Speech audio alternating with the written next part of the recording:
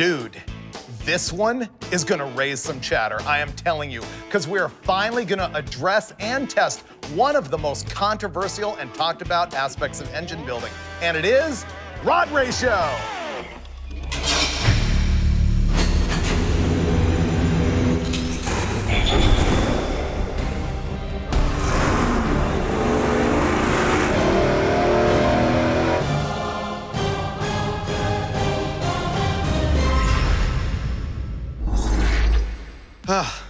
Here we go. This is the test that I have wanted to do for a long, long time. And finally, it's gonna happen. What is it? It's the controversy addressed. The controversy about rod ratio. What is rod ratio? Simply, it is the length of the connecting rod divided by the stroke of the crankshaft. It seems really simple, right? However, if you read about engines at all, you will find out that people think it is like the most critical part of engine performance. You'll find guys who are designing their whole camshaft and cylinder head package around the length of the connecting rod. Now you might ask yourself, why could it possibly matter? So let's get into that. What I've got here are connecting rods that were supplied to us by K1. This one is 6.135 inches long.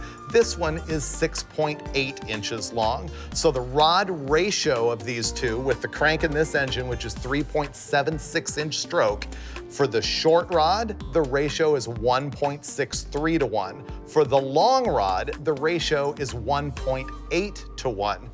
Now, what happens inside the engine is that piston speed is the same throughout a full revolution, regardless of your rod length. For example, if you want to calculate your piston speed in feet per minute, all it is RPM multiplied by the crank stroke, and then you take that and divide it by 6, and you get your average piston speed in feet per minute. But the thing is, with different rod lengths, the piston is accelerating and decelerating in different places in the cylinder.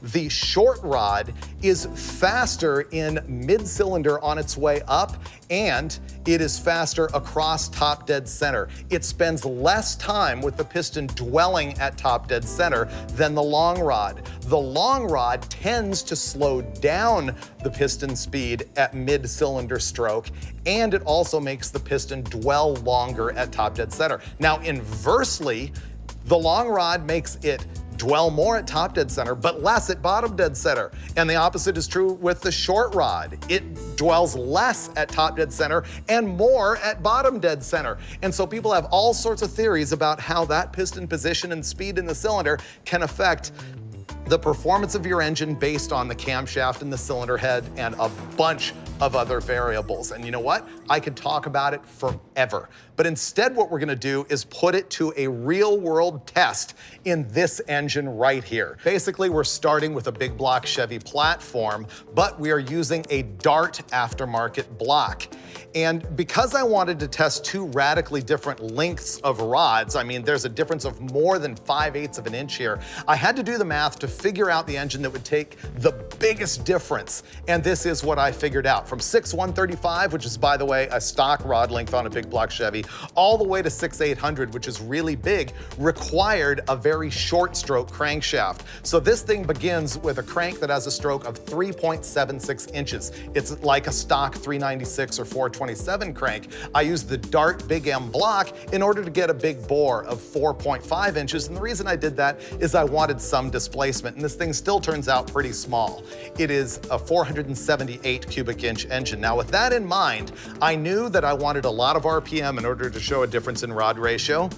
And I also knew that I wanted to make some high compression so that it would make some power. So we begin with some very custom pistons that were designed for me by JE Pistons. These are specific just for this test. What's trick about them is that they are able to go into the Dart cylinder head and collect the data points, basically make a digital map of it and make a dome that was the largest that it could possibly be for this engine. And they also cut the valve reliefs just for this camshaft. So the final compression ratio is 12.25 to 1. The other thing that we need to look at here, and this is another aspect of connecting rod length, is if I put these side by side and line them up exactly at the top of the dome, not at the top of the dome, but the top of the flat surface of the piston, you can see that the compression height of these two pistons is very different.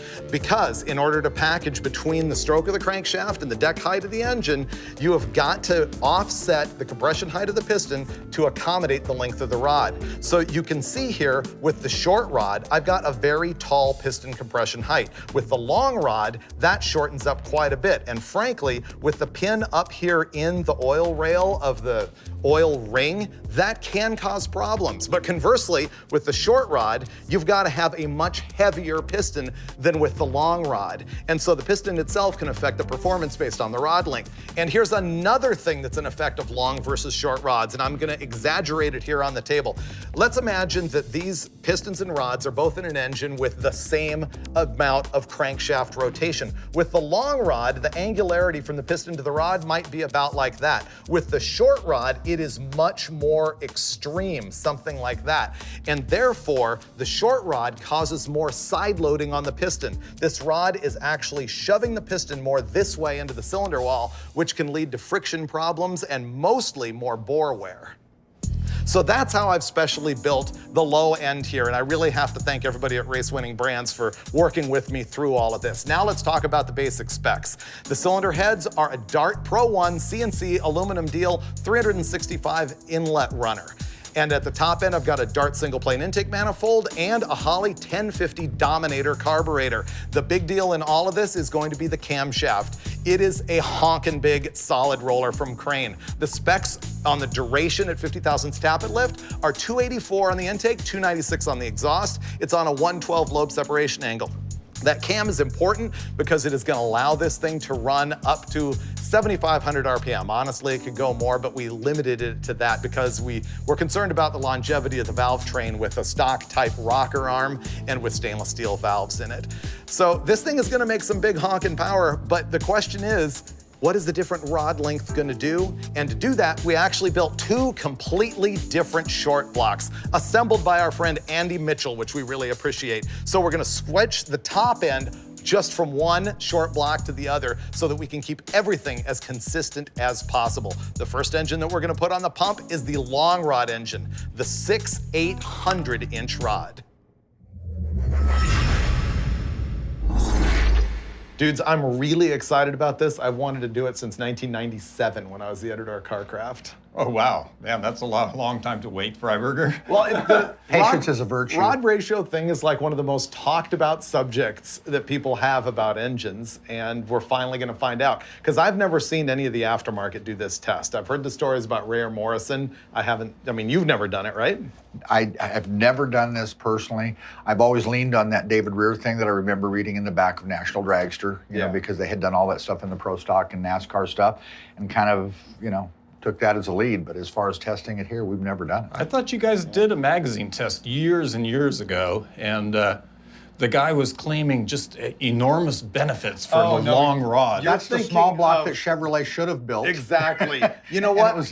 A lot of people remember that story in Hot Rod Magazine. Yeah, the 350 Chevy should have built. Pete Saueracker, I think, wrote that. That's it. Yeah. And did you do that test? Yeah. Oh, I didn't know that. But do I remember the test? No. Well, the thing is, I don't think there was any A/B. He was just categorically claiming that the long rod was the most The other awesome problem thing. was he was trying to run 12-to-1 compression.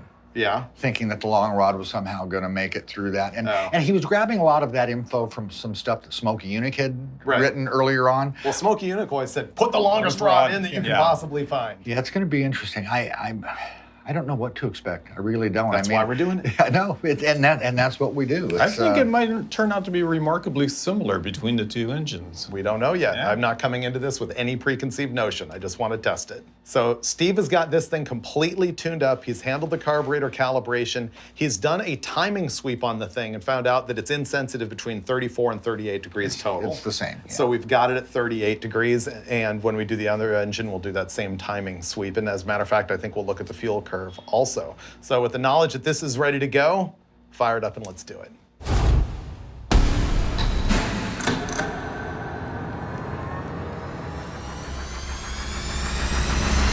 All right, here we go with the long rod engine. 6.800 is the length on these connecting rods.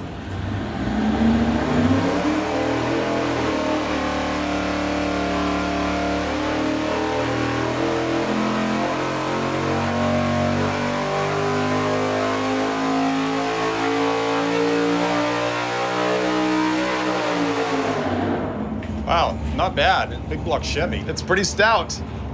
Yeah. Stumbled into a pretty good combo for no reason, even though nobody in their right mind would build a 478 cubic inch motor. But aside from that, 478's the motor of the month. right? Hey, those 396 or you're cranks. hoping they are. But for what it is, it's fairly stout. No, it actually is really good. With a Yeah. couple of changes, it could be really good. So there's that baseline pull all tuned up. We've got 804.2 at 7,300 RPM and 622.9 pound-feet of torque at 5,700. Not bad for what it is. That's a nice motor. You know what? We need to pick up more data. So there's a couple of other things Steve and I were talking Yeah. about that we would like to do so we can fully explore this. We want to do Low first, RPM. low RPM. So what we're gonna do now is run this thing up to 3,000 RPM and just park it there and take a bunch of data points. And the reason we're doing that is to try and discover if there is a difference between the long rod and the short rod as far as low end torque. Our third and final test is gonna be steady state at peak torque. And what we're looking for there is what's called a torque offset. We're gonna see the difference between the torque number that it makes during a power sweep versus the torque that it makes at steady state. And we're gonna compare that same thing once we get to the short rod engine and see if there's any difference there.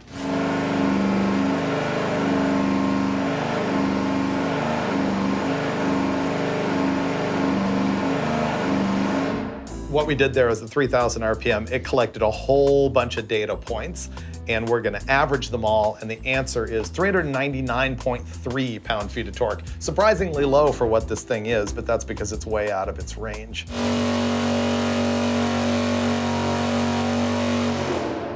So our conclusion there is at 5,700 RPM steady state, our average torque is 633.7 pound-feet. Now, if we look at a curve versus what it made at steady state, we're gonna see a little bit of a difference. See, 633 is more torque than it made anywhere. So on this graph, what you're seeing is that the red line is the sweep at 300 RPM per second, and this data point is static. And it is, you know, it's 11 numbers up from when we swept it. We have our 3 different data points that we were concerned about. I think we're ready to go swap it over to the short rod Do all engine. the fun stuff. Yeah.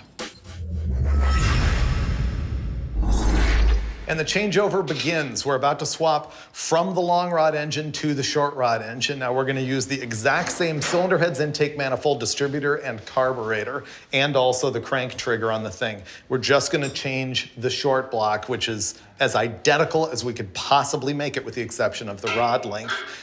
You can see that we've got a crank trigger ignition on this thing. That's just so we can be much more precise about the ignition timing. This thing made the same power between 34 and 38 degrees total on timing, and I'm super curious to find out if that's any different with the short rod engine.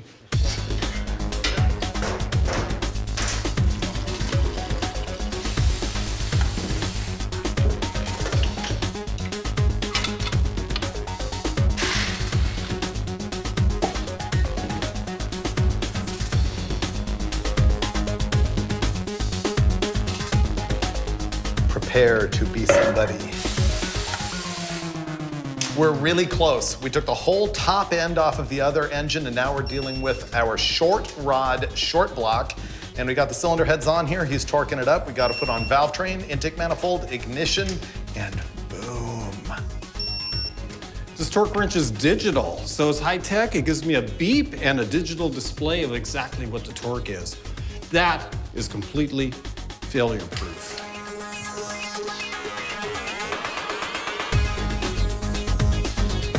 We've got our short rod engine on the dyno, and we've been playing with it here just a little bit, messing around with ignition timing. So we know that the optimal timing on the long rod engine was 38 degrees, and essentially it didn't care between 34 and 38 degrees where you actually left it. What we found out with this thing is that it's a little bit more sensitive to timing. It didn't really like 36, it was okay at 38, and between 40 and 42, it really made the same power. So we're looking at a 2-degree difference between long rods and short rods in the timing that it prefers. One of the things I want to get out of you, though, is we're going to do 2 completely different short blocks here. I mean, they're identical parts-wise. They were assembled by the same guy. They're the same. But do you think they're going to run the same? If they were identical, the same connecting rod, everything, well, those 2 engines perform identically on the dyno. In theory, they're supposed to, but within a percentage. What I can tell you is that I've done a number of sets of twins in big boats, and it is not uncommon for me to see 10, 12 horsepower difference, even in twins that were built identically. That's the answer I was hoping to get from you.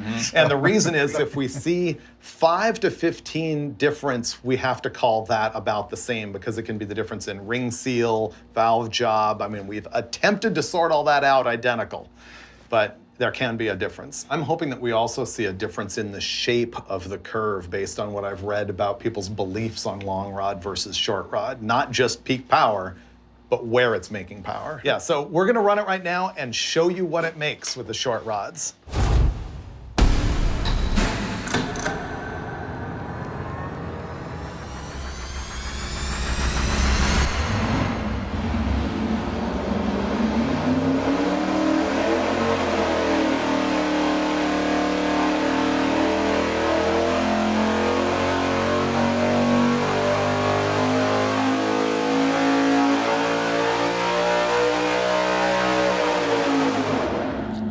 Pretty good. It was pretty good. Yeah. So the first thing I'm gonna do is tell you what our peak numbers are before we look at a graph overlaying the two. So peak, basically the same torque. We saw 621.2 at 5,800, 100 RPM higher than we saw with the long rod.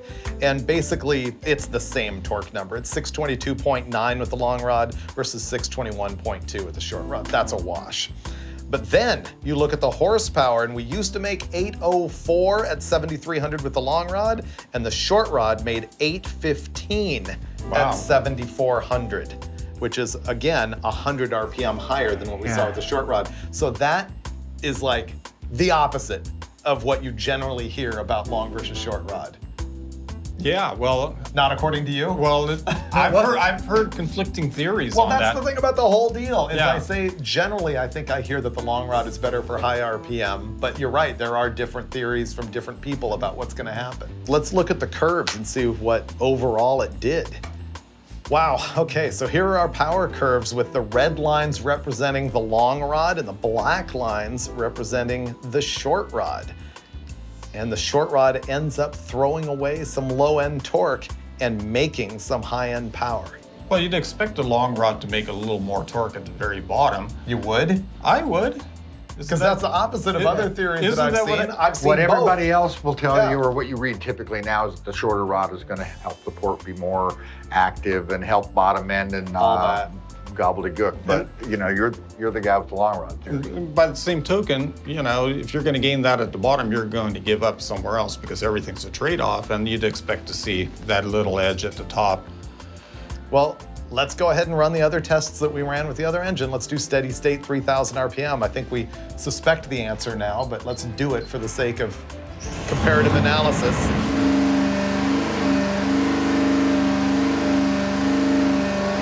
So identical Same. almost. Same. Interesting. So the steady state torque at 3,000 RPM with both these connecting rods is identical.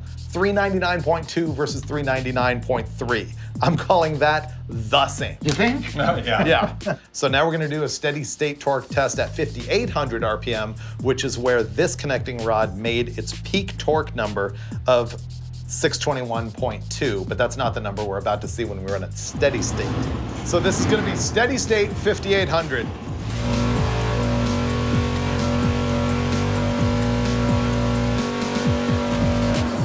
Okay, the average torque throughout gathering that data was 634.9, and it was 633.7 with the other deal. So basically steady state, we're calling no difference. But now we're gonna look at the difference between steady state and sweeping the engine, which will tell us the difference in inertia of how heavy the parts are. All right, so with the long rod, the difference between steady state and sweeping it was 10.8 pound-feet. So now we have to look at the same thing with short rod, 621.2 versus 634.9. So the difference between sweeping and steady state is greater with the short rod than it is with the long rod, which would add up to the fact that Slightly. it's got a heavier weight to it. Slightly, yeah. It's showing a trend. I guess our final conclusion is that, boy, the long rod made more power below 5,500 RPM, and the short rod made more power above 6,500, but the difference up at the top end is negligible, and the difference at the bottom end could be in inertia, but my takeaway is that I still wouldn't build my engine around the rod length. Here's another thing that David Rare and Dick Maskin were saying, is that a huge part of the difference is how the piston construction affects the piston ring stability. And I don't know if in this piston, the difference in compression height is really gonna make a difference in that or not. But they're saying if you get the pin up into the oil rail, that you could see some more piston ring instability, which can lead to stuff like this. When you've got a skirt this long, it's gonna have more tendency to rock than a skirt this long. Right. So, you know, when it's unloading and loading, and maybe that's what we're seeing is Right. ring stuff in the short piston and the long rod at the top, because that's where you're gonna see more issues with rings, is at higher speeds. So that's really a huge takeaway here, is that what we're seeing in the difference might not necessarily be the connecting rod itself, but the effect of weight and piston ring stability. So It could be other things. The effect of the package. Yeah. More questions than answers, as usual, on Engine Masters. Let's go.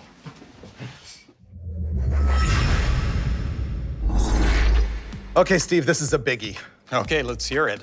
I have done a lot of thinking about this and a lot of reading and listened to a lot of other experts, and basically I've got my own conclusion, justification for that conclusion, and then a bunch of caveats. Well, I'm going to tell you whether you're wrong or right. That's Let's what have I it. want. We need to debate. Okay, so here's my ultimate conclusion.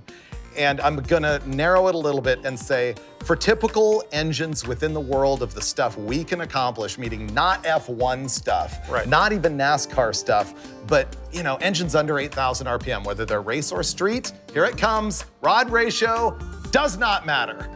You know, I'll tend to agree with that. Okay. Within the normal range. I mean, if you go super, super long or incredibly short and do something crazy, well, then it might matter some. Right. One guy I trust a lot, David Rare from Rare Morrison Racing Engines. This guy is like top end, very respected engine builder.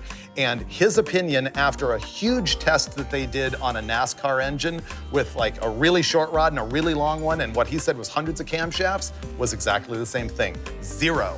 So I did let that influence this a little bit, but what really impressed me is when we did the static test at 3,000 RPM and 5,700 RPM, we found out At that point, we had identical results. identical results. And so that kind of takes everything but the rod length itself out of the picture. There's no inertia problem and there is no ring flutter problem. Yeah, we're eliminating variables and we're just basically getting down to distilling the facts. And so the other part of my conclusion was that the slight differences that we saw at the bottom end and the really slight difference we saw at the very top end are attributable to other factors, like inertia at the bottom end and maybe some ring seating issues at the top end with the long rod. In my opinion, what you want to do is pick your stroke first, which is going to be based on displacement and piston speed and things like that. And the next thing you want to do is call like JE pistons and design the best piston for your ring package. And once you've got that down, you connect the two with a connecting rod and you have a nice day and don't worry about it. So now I have to go into the caveats, which are the rod ratios that we tested in this thing were 1.8 with the long rod and 1.63 with the short rod.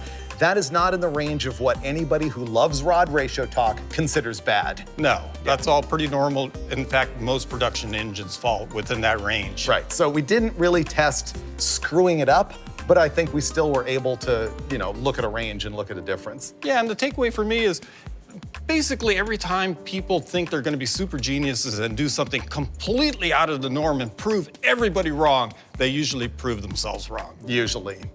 So other caveats, I would say, once again, we're not dealing with F1 here, we're dealing with average stuff. And, you know, this is just one test. There's gonna be other people who are gonna say, we used the wrong cam, we used the wrong cylinder head, we had the wrong compression ratio, we should have used a different length rod. It goes on and on and on and on. And you know what? That is for you to discuss and argue based on the data that you can see here every single time on Engine Masters. Do it in one motion.